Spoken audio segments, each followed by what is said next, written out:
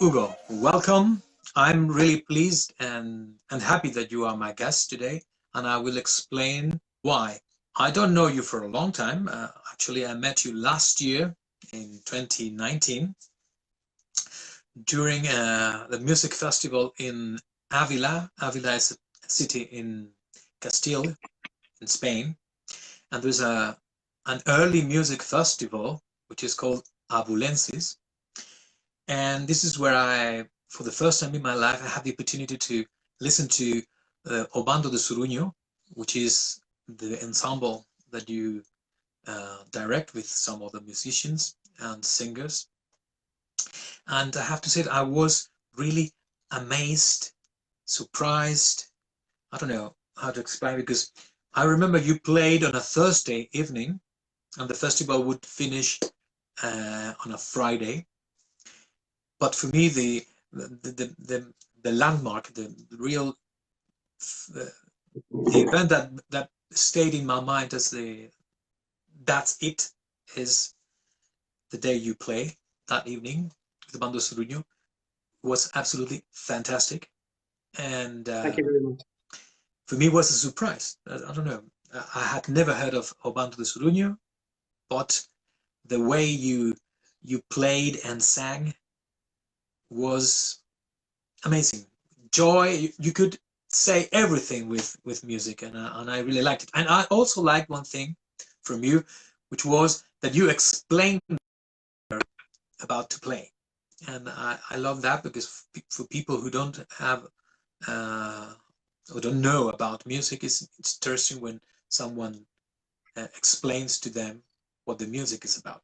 So once again, as I said to you, Hugo, thank you very much. And we started in 2019 with this O Bando de Surunho concert, but I have to go back in time to your early days when you decided to play an instrument or study music. How was it? Well, first of all, thank you very much for your very, very, very kind words, Michael. Thank you for the invitation as well. It's a very, very great honor to share this talk with you, alongside with many of some of the most important people in the music scene, which is a great honor for me, seeing as I don't feel myself to be quite at their level. Well, anyway, and thank you for your kind words.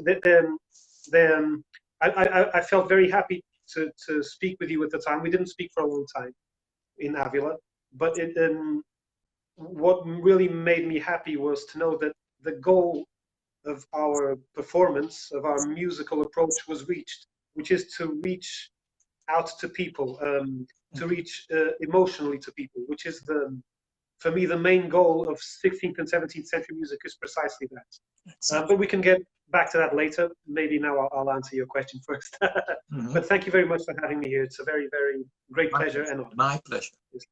And to be able to speak with you again with more relaxed now, and having coffee, which is good. Well, yes. I don't have a very typical.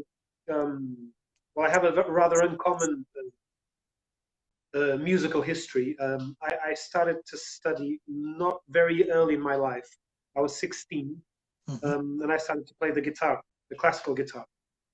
Actually, I wanted to learn rock guitar, but yes. But so I found a guitar teacher, and she introduced me to the world of the classical guitar, and it was love at first sight.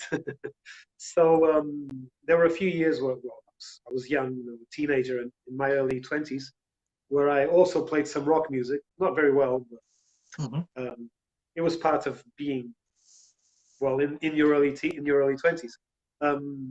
But I started to devote myself very seriously to the classical guitar.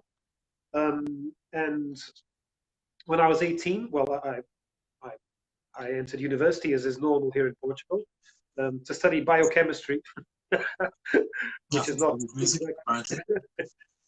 Yes, and well, simultaneously, I continued to study the classical guitar, and I didn't finish my biochemistry degree. So when I was in my third year, I managed to be admitted into the Porto College of Music, which is my hometown in the northwest of Portugal. the very end of Europe, where the Atlantic begins. And well, I was admitted to the College of Music as a classical guitar student, and so my life has been mostly devoted to music since then. So that's my early life in a nutshell. Yeah, and you started learning how to play the classical guitar, but at a certain point you turned to lute and old string instruments. Why? Well, it's all actually John Dowland's fault. I think it was my second year at the College of Music at the Conservatory, I played a Fantasia by John Dowland on the guitar, and I couldn't believe how perfect the music was. I just thought, how is it possible that anyone could write like this? And why did we stop writing like this? Of course, I love lots of contemporary music and other kinds of music, but the way that the sound was so well combined, expressively and structurally, really fascinated me. And from that Fantasia, which I played in my second year as a grad student, well, I fell in love with the world of early music, and I started exploring it each time more and more. The second sort of, there were two more moments which are very important in my path towards an early musician. One was a CD by Concerto Italiano of the Madrigals of Claudio Monteverdi, which the second book of madrigals, which I bought, recommended by one of my teachers, and it was I was totally I fell totally in love with this music as well. I also a mixture of not believing how such beautiful music was possible, and at the same time feeling very, very raptured emotionally by the music. The third moment was a concert by Jordi Savall in Portugal back in the 1990s, I think, with Iberian music, with a very, very big group, with all those early collaborators who now are very well, they're all very famous, like Javier Diaz and Rolf Lisbon, and all these people who play with them. And it was also a moment of which made me really decide that this was the music I wanted to perform. Great. Are there any other musicians in your family? Not very close. I had a great grandfather who played in the police band, but that's the sort of closest musician I have. My parents are doctors. My father played the accordion when he was small, but he didn't play it very well. So, well, the closest relative musician I have is my great grandfather on my mother's side. So that was in the early 1900s, with the big mustaches and stuff. All and right. No other musicians closer. Okay, we're here to discover Hugo Sanches and also Obando de Surunyo. Don't forget the name of this band, for those of you who do not know them yet. Obando de Surunyo. This is a band that will be, I don't like to say famous, but for me it's something really, really good, because I had never seen anything like that until I met you in Avila in 2019, and I'm happy with that. So there was a time you were at university, and then you studied guitar, and then you move on to the early strings like lute, etc. When did you come up with the idea of dedicating yourself, your life, to early music, and particularly to the Portuguese early music? Well, it was gradual. First, well, after I finished my degree in classical guitar, well, my life basically was teaching and sometimes performing. I had 2 duets with 2 friends of mine on the classical guitar. Sorry to interrupt you. Mei-Ann Chen is watching us now. I don't know if she will be connected for the whole of the talk, but Mei-Ann Chen from Chicago in the United States is just watching us. Sorry to interrupt you. Please go on. Good. It was very gradual. Well, I began with devoting myself to the study of the lute. With music for lute was absolutely fascinating. flute and related instruments, the fiorbo and the vihuela. I started to have to attend master classes, and then I discovered that a very good friend of mine here in Porto, who was Pedro Sousa Silva, was him and his colleague Mafalda Castro, who's a very good and famous Portuguese harpsichordist. They started an early music course here at our College of Music. And well, I was already 30, but I decided to, well, why not? So I decided to do another bachelor's degree, another master's degree in early music performance. And I had a very, very good teacher who's a very good friend of mine now, who's a Brazilian lutenist who lives in Paris, called Ronaldo Lopes. And with this staff, I just totally abandoned the classical guitar and really tried to get a very good technical and stylistic and musical basis on the lute. When that was finished, I had started meeting some other people along the way, and two of them were Paulo Estudante and José Abreu, who were two Portuguese musicologists who supervised my master's thesis, which was about German Baroque music for the lute, very specialized sort of thing. But I liked them very much, and I started and also performing with Pedro in this context of the Porto College, the early music department. There's a very strong focus on Portuguese and Iberian sources. So I started to learn about this whole world, which is well, there are some studies, but it's still, on the most part, unknown. Most of our sources, our manuscripts, our prints with music from the 16th, 17th century are still unknown or undiscovered. So with these two musicologists, José and Paulo, I discovered the manuscripts from Coimbra, which is a city in the center of Portugal. It holds one of the oldest universities in Europe. I think the 8th or 9th oldest university from the 13th century, founded in the 13th century, which has a very, very big library with a very big collection of music. And well, I decided to start studying the manuscripts from the 17th century. Well, this was sort of this was a gradual process. You know, first the lute, then performing with my colleagues and teachers, then learning about Iberian and Portuguese music, and then deciding to get a manuscript. And well, I'm going to study this manuscript. So this is how it began. And once you start looking at the manuscript, which is a bit like doing archaeology, you know, it's handwritten. You don't really understand what's there. You have to look at it a lot of times. You have to transcribe it, write it into modern notation, modern spelling, everything.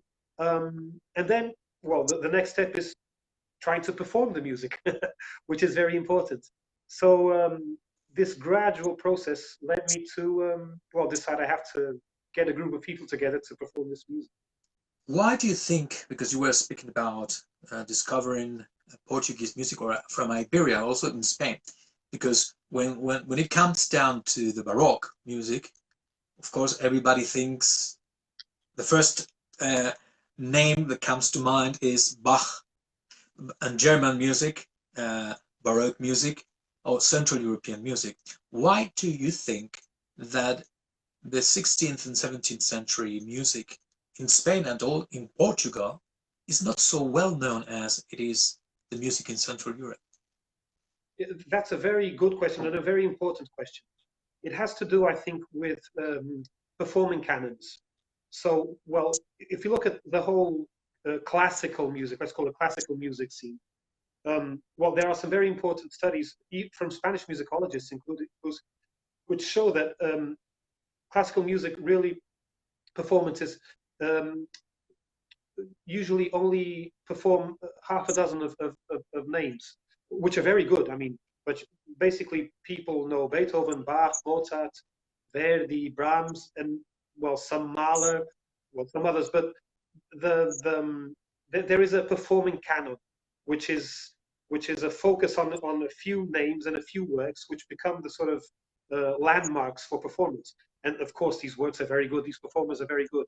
the problem is that there's this whole universe of other composers and other music which is left unknown. If we move to early music, which now is quite well known. I mean, it's not something strange to the concert halls throughout the world. Within the early music scene, there are some composers which are more performed than others. Bach is obviously the clearest example, and well, we have Vivaldi, which is performed very much. We have Handel, and we have Monteverdi, perhaps Corelli. But then there's also an early music performing canon, performance canon. So what happens is that all the rest is sort of left to oblivion or not so well known. Also, the fact that Portugal and Spain are sort of in the sort of outskirts of Central Europe, well, it gives us sort of peripheral status, which makes everything less well known than it is, than music from Central Europe is. Of course, also, when we speak about Baroque music, we will speak of Bach, we speak of Italy, and we speak of France as very strong styles and with very important composers. And I think, the focus in music history and musicology and in performance choices has been in this area.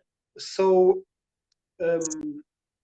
also because I think in those countries there is a very strong, there is a lot of support for music and culture and performance in general. I think in Spain and Portugal we have our political institutions don't give as much support as they do in France, for example, or Germany, where there's a lot of money for culture in general.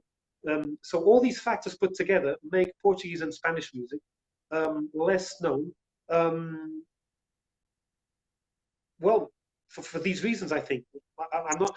Maybe there are more reasons, but now I can only think of these at the moment. I don't know if you agree or not, or if people who are listening to us agree, but maybe it's this. I see your point. For those people who usually don't listen to this kind of music, and if you would have to say, what are the characteristics of Portuguese early music or Spanish early music in comparison with the music in the United Kingdom or the Central Europe? What are the differences, generally speaking, not going into deep into technicalities? Well, I think first, one thing is very important, it's that the whole Iberian Peninsula, Portugal and Spain, form a cultural whole during the 16th and 15th and 16th centuries and 17th centuries. There are many reasons for this, but we don't have to discuss them now. But although languages are different in Portugal and Spain, we see Portuguese in Portugal, Castilian and Catalan and Galician in Spain, we share a common culture at this time. One of the main points is that in Portugal, during the 16th and 17th century, Castilian was adopted as the sort of language of culture. So Portuguese in the 16th and 17th century would speak Spanish and would use Spanish to write poetry, to sing. We wouldn't speak it very well. Well, some of us would, but Spanish was sort of the lingua franca in the Iberian world. So this is one of the factors that brings the culture together. But we cultivated the same poetry, the same music. Portuguese musicians worked in Spain, Spanish musicians worked in Portugal. Spanish musicians would dedicate their books to Portuguese kings. Portuguese musicians would dedicate them to Spanish. So we have this sort of common culture. So what makes this culture different or similar to the rest of the cultures? I would begin with the common points and then go on to the differences. I don't know if people who are listening to us know, but the 16th and 17th century in Spain and Portugal are considered the siglo de oro, the golden century, because there's an astronomical amount of poetry, theatre, literature, which is of an outstanding quality and in a very, very, very big quantity. Maybe because it's mostly in Spanish, other countries don't have the same access as they have, for example, to Italian poetry or English literature or French poetry, which are also very strong. But we have within the Iberian Peninsula a very, very strong cultural production. What is similar especially in the 17th century, between Spain and Portugal and the rest of Europe is an appeal to the senses. What happens? Well, the worldview changes in the 17th century with the works of Galileo, Kepler, Bacon, Descartes. Suddenly, the world is something which you can actually observe and which has an impact on yourself. As Descartes says, that what mostly affects the passions of the soul is the objects that move the senses. So musicians and poets and playwrights and sculptors and painters would appeal to the senses in a way that would impact the senses and so reach the soul and the passions through the senses. So that's why we have all these incredible churches in Spain and Portugal, why we have Bernini in Italy, and Caravaggio, who have these very, very impacting visually impacting works. The idea is really to make us feel an emotional impact. The same with music. So composers like Monteverdi try to muovere gli affetti through sound. What's different in the Iberian Peninsula is, I think, this is a very personal opinion, is the context in which music happened. So the music which we know of nowadays, which we have access to in manuscripts and prints, was mostly, not all, but mostly music written in a religious context. When we go to Italy, for example, the music of Monteverdi, a lot of it was written not for a religious ceremony, but for a very sophisticated audience of very rich bourgeoisie or aristocracy who had lots of money and could afford to have very, very good artists working for them. So that's why we have Gesualdo and Monteverdi writing the way they write, because we have this audience which is very receptive to subtlety, to dissonance, to very, very, very subtle details. We have here composers like Francisco Guerrero, Hidalgo, or Portuguese composers from Coimbra writing. Well, they also write for the aristocracy in Porto, but they also write a lot for the church. And a lot of this music was written, for example, for Christmas or for other festivities where the audience would be, well, your common person. But the idea is the same, is to impact through the senses. But the way that it is done is adapted to the audience, which is very different in one place or another. So we have, to conclude, sorry, I'm speaking a lot. So to conclude, we have the same end, so the same idea of somehow reaching through the senses to the soul and the passions, but using a language which is adapted to the people who are going to receive the musical work. You've dedicated a lot of time in your life to research on music, to find, as you said, to study the manuscripts and to bring them to life, so to say. Is it easy? Because when you find something, then comes the difficult task to publish it so that people get to know it. Is it easy today in the 21st century to make that music public so that everyone or most people can listen to it? I think it's very difficult for various reasons. I think, well, the main reason is well, there are two reasons which are related: is time and money. Well, we live in a money-oriented society where everything has a monetary value. Your time, your work, your performances, and so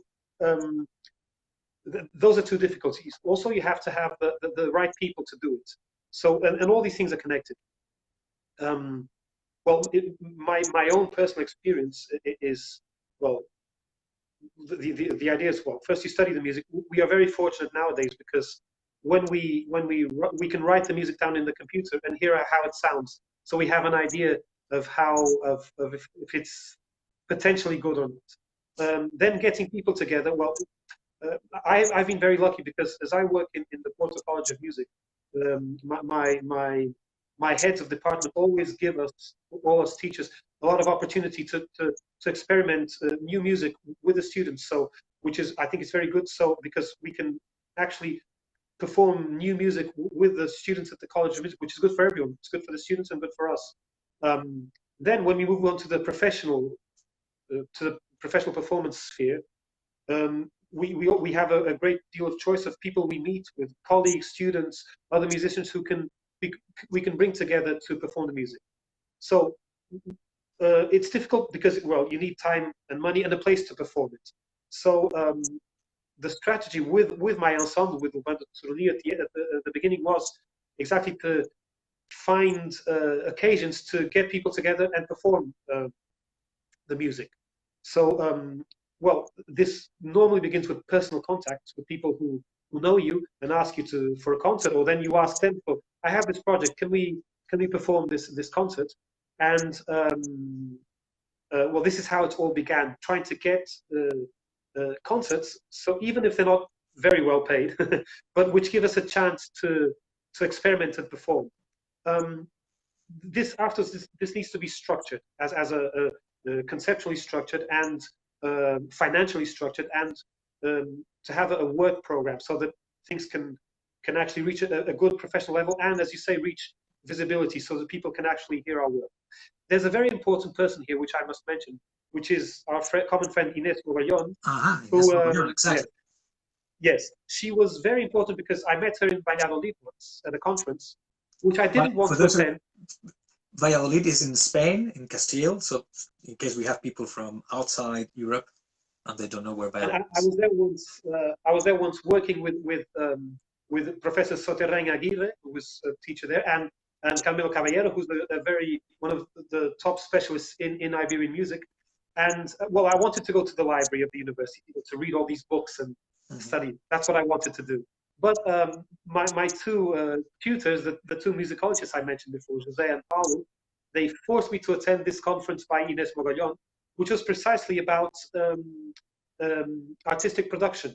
And she said how the festival in Avila, where we met, was how the whole thing was managed in what regards promotion and corporate image. And that was a changing moment in my life, because after hearing her conference, this idea of how to structure a musical ensemble, how to make it work along, well, during, not only for one particular concert, but planning a career for the ensemble, this was absolutely essential. This conference I attended with Inés, and then we started keeping contact through Facebook and texting each other, and she helped me a lot in a lot of strategic decisions for the group. So it's difficult because no one knows you, so they have to listen to you so that they know how you sound and what you're trying to achieve. So opportunities like Avila are very important because they allow the ensemble to be heard by people like you and other people who are there. Let me say something. I mentioned that already, but I'd like to make this point clear, because one of the reasons why I wanted to have this coffee with you is because the first time and the only time I had the opportunity to listen to Obando Sluño live was precisely there in Avila.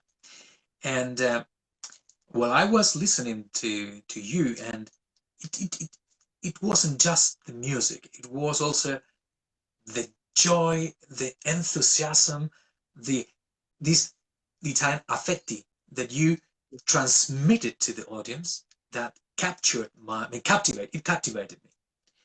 And I said to myself, how is that possible? That was my thought back then, right in front of while you were playing. How is that possible that I've never heard of this band? I don't understand.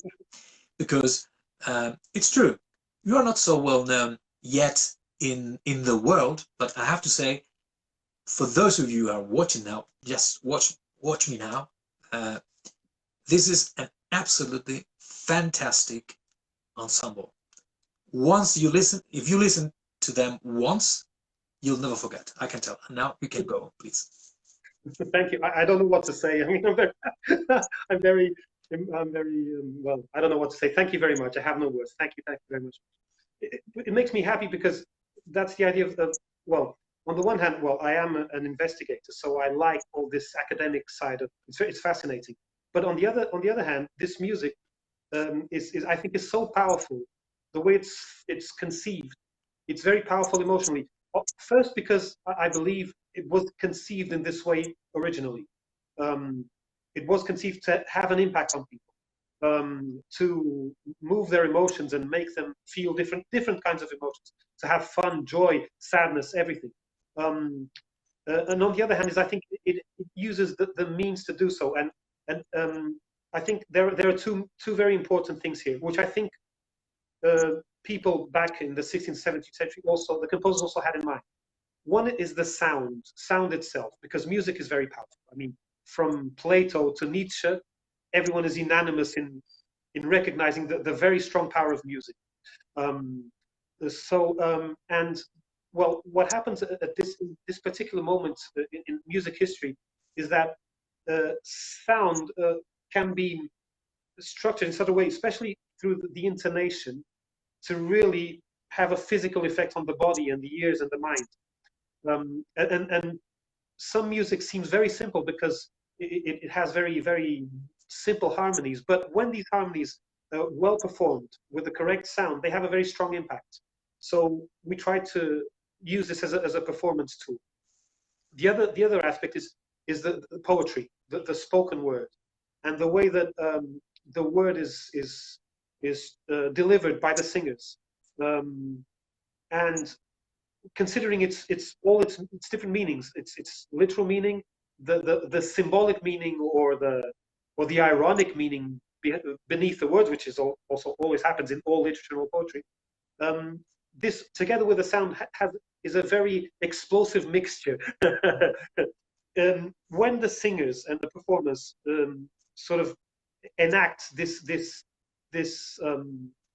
role of being speakers, of being actors on stage, and at the same time being deeply in love with the music, because we are in love with the music. I think that's very important. Well, we have this very powerful means of communication, I think. When you decided to form O Bando do Sorunho, I'd like you to explain to people why the name O Bando do Sorunho. Well, the ensemble was brought together to perform the music I was studying for my PhD. This manuscript, which I chose, I'm going to study this manuscript. I'm going to transcribe the music, which means to write it in a way that modern people can understand it, and I'm going to perform it. So that was the reason for and this manuscript was written in Coimbra, this city in Portugal, around 1650, in a monastery. It's not a monastery where monks live there and don't have any contact with the world. No, it's a religious institution which had very, very competent musicians working inside, and which had lots of connections with the outer world, like Spanish cathedrals, which was called. So in the Iberian Peninsula, most of the professional musicians worked in religious institutions, which is another difference for Italy or England or France, for example. Well, back to the question. So in this monastery, we have nowadays around 2,500 manuscript pages of music written in the monastery, which have different kinds of music. One of the kinds of music which was written for Christmas is theatrical music, where the main characters are Africans. Unfortunately, Portugal was one of the countries which had lots of slaves from Africa. For example, in Lisbon in the 1600s, about 10% of the population was African. Mostly slaves, some free men as well, which didn't live very well because they couldn't find any work or they were very old. It's a very tragic situation. The other side of the story is that they brought African culture to Portugal.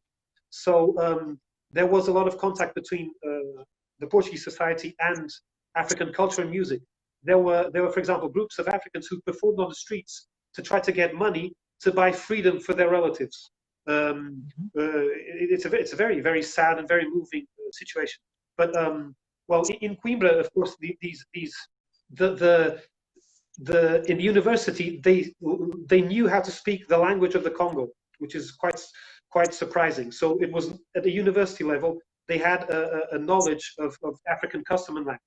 Some of this music from this monastery is music for Christmas, which had a lot of theatrical component. It was performed as a sort of mini theater, and the characters were Africans. So, and they speak in a Creole which imitates the way that Africans actually spoke Portuguese at the time.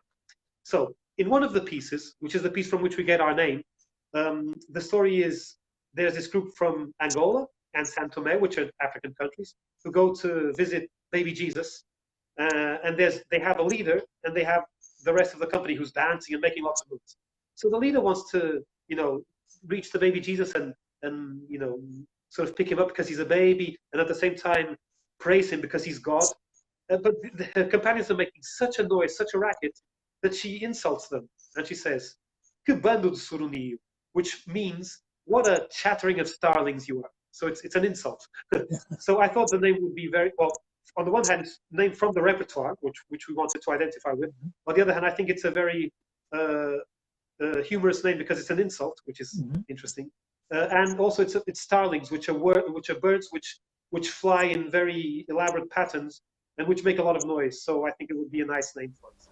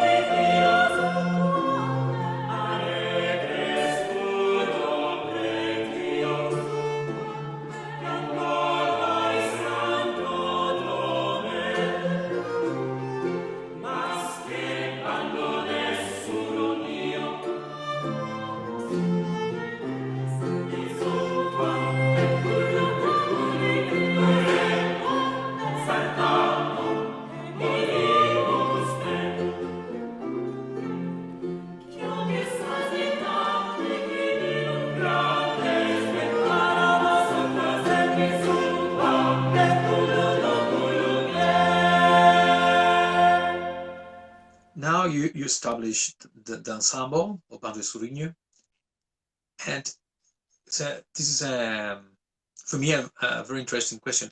How do you manage to keep it up? Because I guess to form a band like this is because you have singers, you have sometimes you also have dancers joining the band. So how do you manage it? Well, I think a bit like any other early music group, which is we don't have any official continued financial support. So when we have concerts, well, I call the musicians and we work together.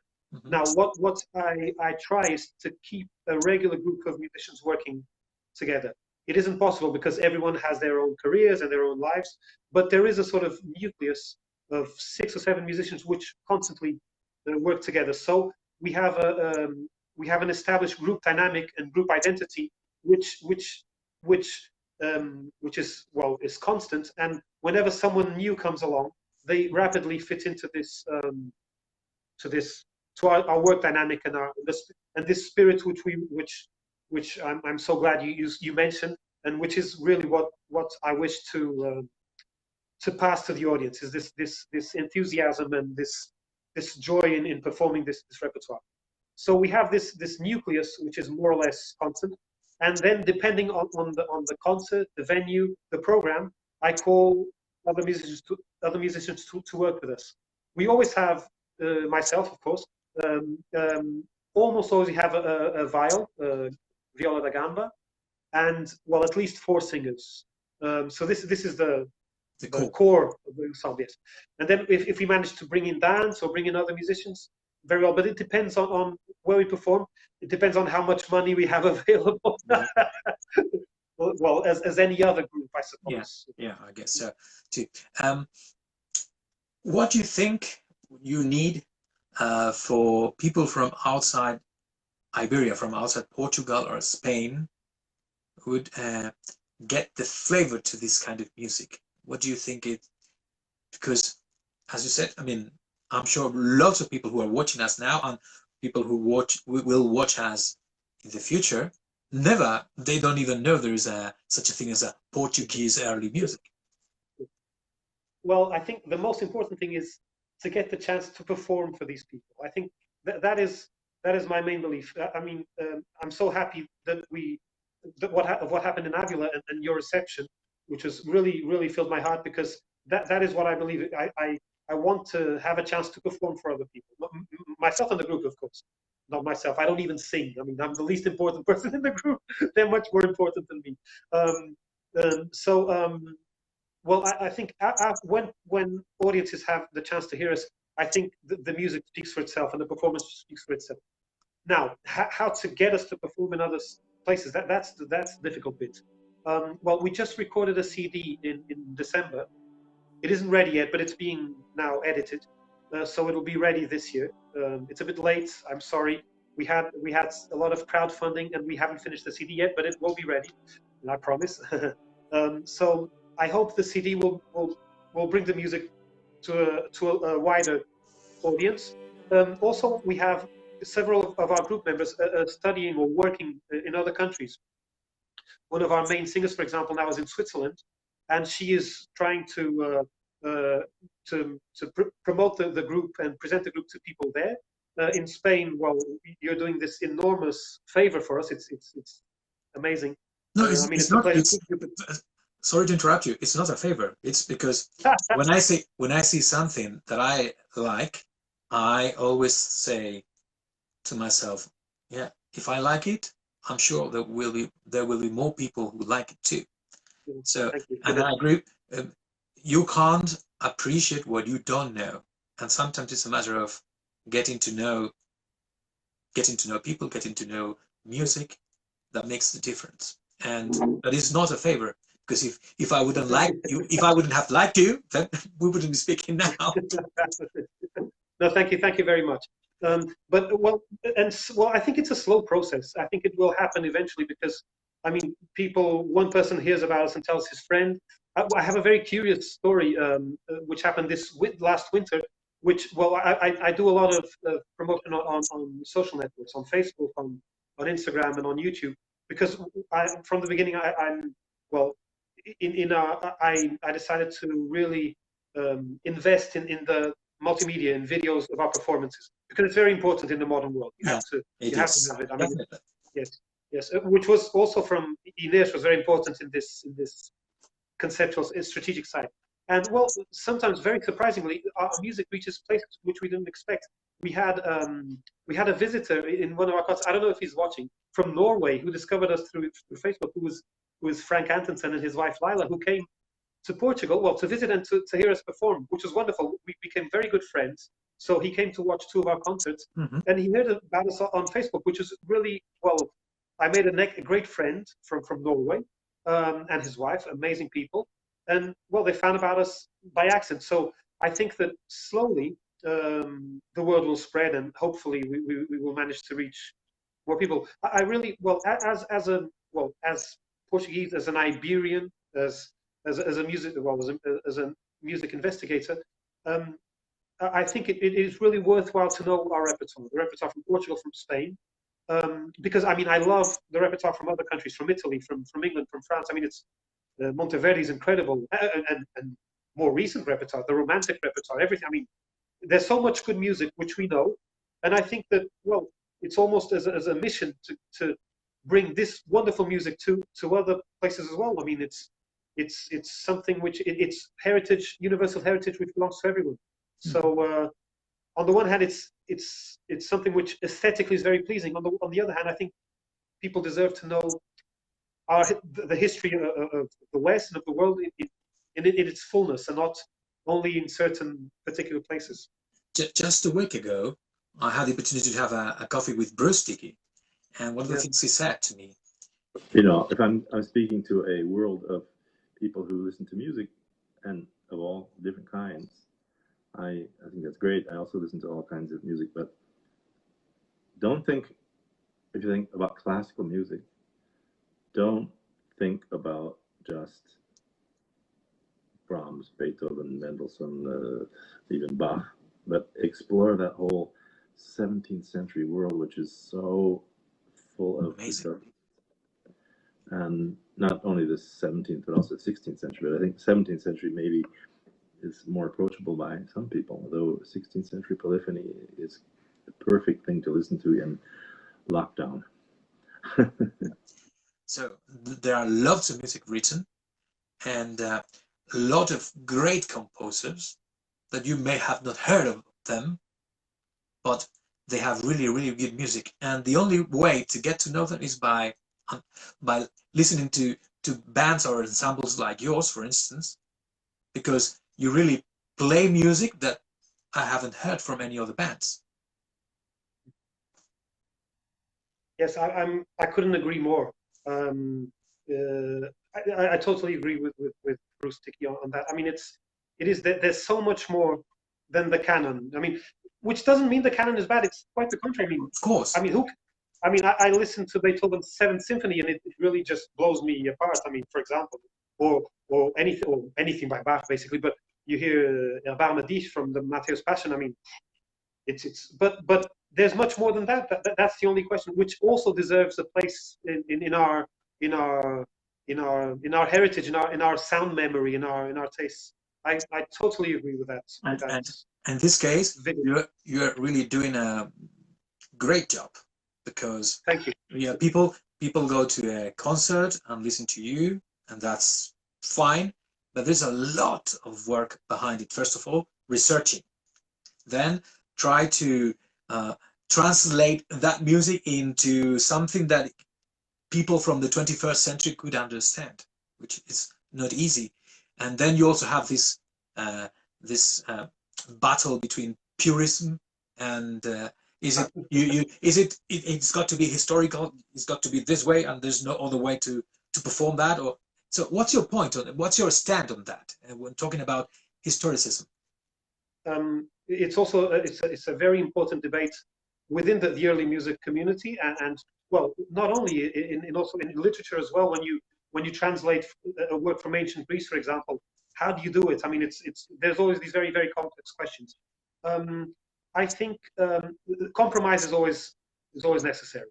I believe, well, as a specialist in early music, I believe that if we try to understand how music was performed, how it was received, how it was thought at the time, it will help us understand what we're doing much better. Because, well, if the music was written for a viola da gamba, it will naturally, I think, fit better on that instrument than another. But this doesn't mean that it can't be adapted. But I think this is the starting point. Then we must think of, well, what am I going to do with this? Am I going to just show it to the people as if it was in a museum with some lights on it, or am I going to deliver it as something which is also aesthetically significant? It's like looking at a painting by Van Eyck or Caravaggio, or a statue by Bernini, and just looking at it, and then someone explaining exactly what the painting or the statue is about. Suddenly you look at it in a totally different light if you understand all the symbolism. Or with music it's the same. I think that if we performers understand what we're doing and then explain it in a way that people understand, then it makes the experience of listening to music not just like looking at something historical, but feeling something actually as part, well, as you said, Bruce Dickey said, as just music. I mean, it's from 500 years ago, but it's music. Yes. And that I think is the main goal at the end of the day, is that. And I also think, of course, even myself, when I speak, I say classical music or I say early music, but I don't like to use those terms, classical music or early music. What is early music? Is it just 16th century, 12th century, 10th century? I mean, it's a huge topic. Let's say just music. And but sometimes those names make people, or some people, not to go to concerts. Okay, early music, classical music, it's not my cup of tea.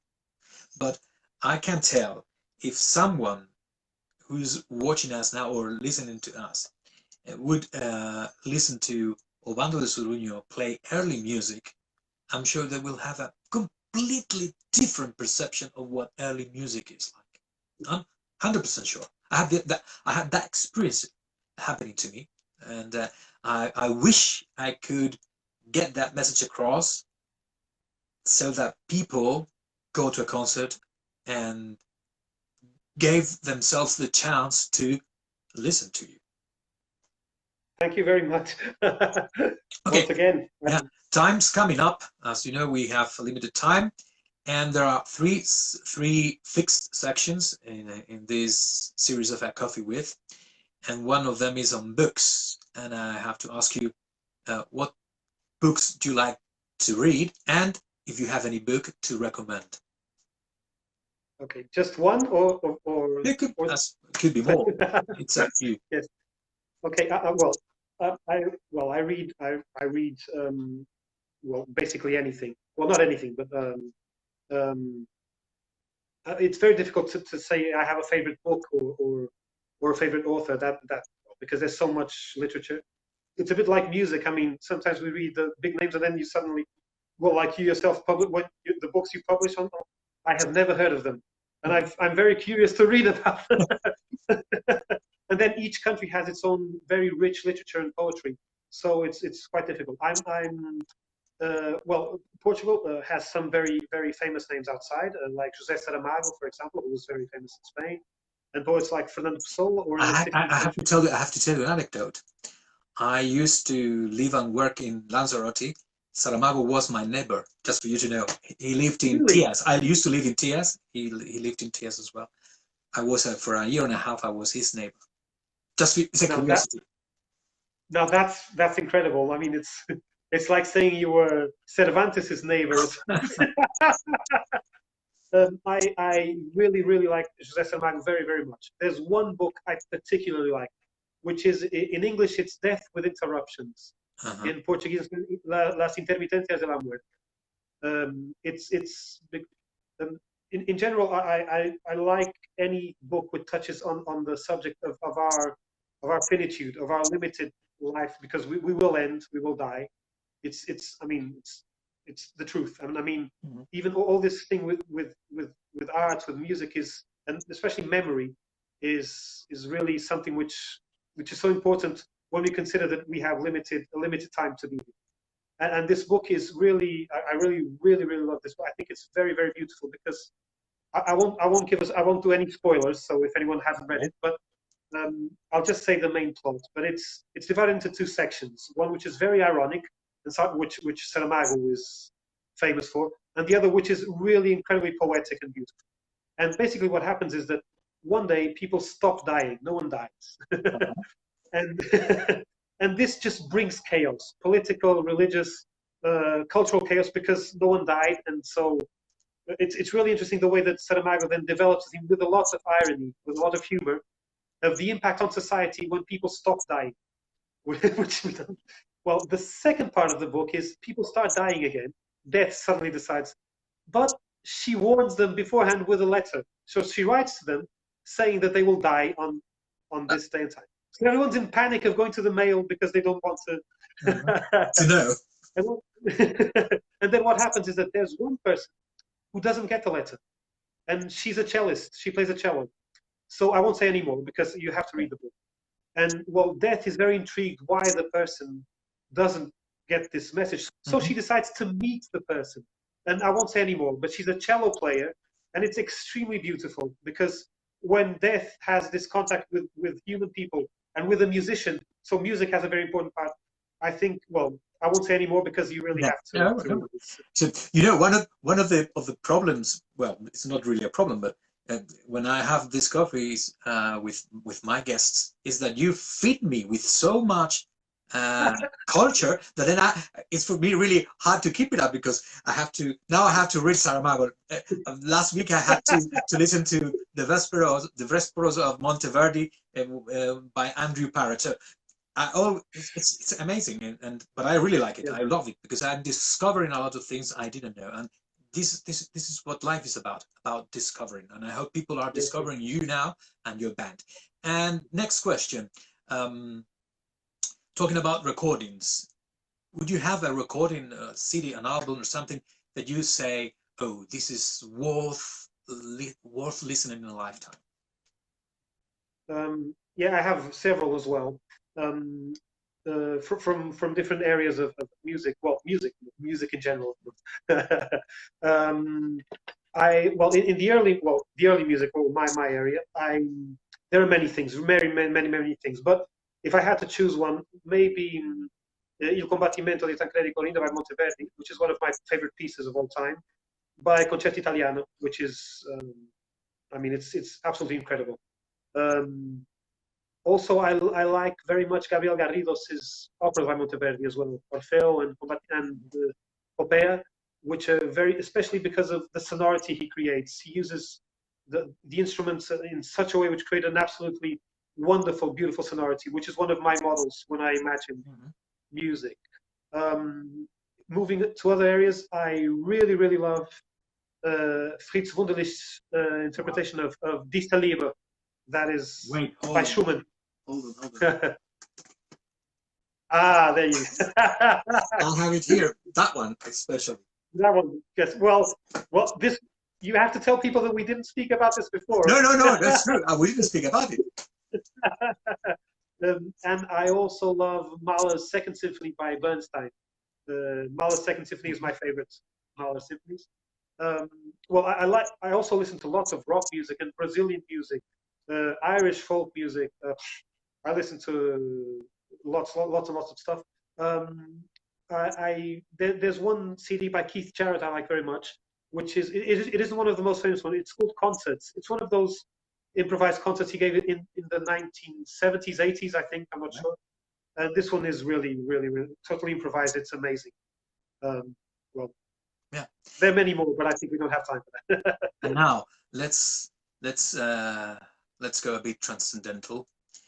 Imagine someone from 100 years ahead of us would watch this video. So none of us, not you, neither me, would be here, and they have the opportunity to listen to you. what message would you have for that person? That's very difficult. I say, wow, you're still alive. No, that would be that would be, wow, you're still alive. still alive. Wow, you're still alive, and you're able to reproduce. Yes, exactly. You're still able to reproduce yourself. No. Exactly. But I think the message is universal. I mean, it's to not forget that well, we live in the moment. We must make the best of, well, each moment. Of course, we can't live exclusively in the moment. We have to think ahead and plan, of course. But to really not waste the opportunities life have given us. And well, I think this implies keeping well, being very fond of memory, cultural memory of our friends, memory of our families, and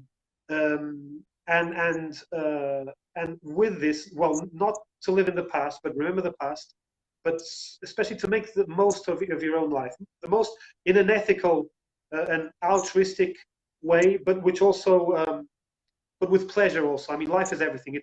It's being spiritual. It's being material in an ethical sense, of course. Not being afraid of pleasure, but also thinking that we depend on each other, and that we were making lots of mistakes nowadays, which people made before us, and we shouldn't be making, but we're making them the same. I mean, so maybe we'll always make them. There will be no way of avoiding these mistakes we make because of our lust for power or being conceited, whatever. So focus on your own life in a constructive way. Feel pleasure in what you do. Make the most of it, and think of others. That's it. Great. Very long message. Hugo, an hour is gone by, so I always feel it's too short, but we have to stop. And I really thank you very much. It was a pleasure having you here. It was a pleasure, above all, meeting you last year with your band in Abvlensis, the festival in Avila. And I hope and wish that more and more people get to know the music you play and sing, because it's absolutely, as I said before, fantastic. Michael, thank you very much. I wish to thank you. It was a very big pleasure meeting you last year. I'm very glad we had this opportunity to talk a bit more. I hope there'll be more, and physically having a coffee together, that would be great. Yeah. Well, I wish, and thank you for your work. I mean, you're an amazing writer and person who brings culture to everyone. So I really thank you very much for this talk and for everything you do. Thank you very much. Thank you, and of course, we'll have a coffee in person. In person. Bye. Obrigado. Bye. Obrigado. Gracias. Ciao.